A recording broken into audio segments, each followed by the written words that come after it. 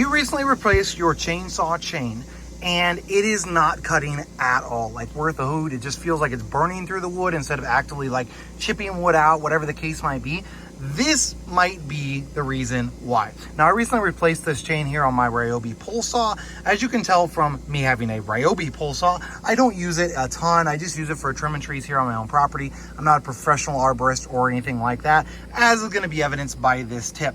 But what I ran into was I put this brand new chain on and it still was not cutting.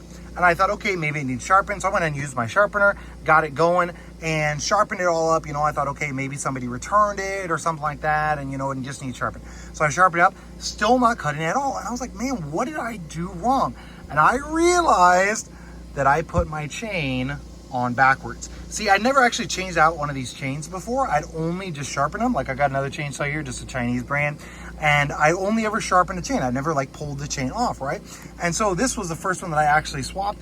And you can see, now I've got it correct, your teeth should be facing forward. So essentially what it's going to do is this part is going to rotate forward.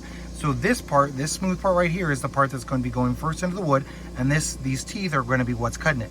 So it's going to come up on this raker like this, and then it's going to come right down here into this tooth, and that's what's going to cut the wood. And so since I had it backwards, it was trying to cut the wood with the back of the tooth.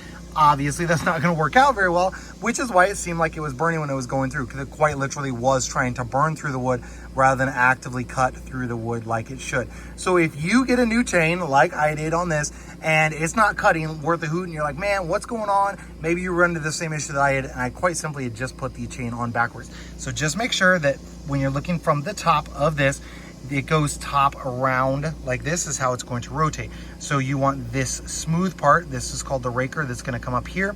You want that facing towards the front and then the tooth pointed towards the front. And I had it the opposite direction where this was pointed towards the front on the top. Now it does have this little arrow as well, which I didn't notice before when I was installing it.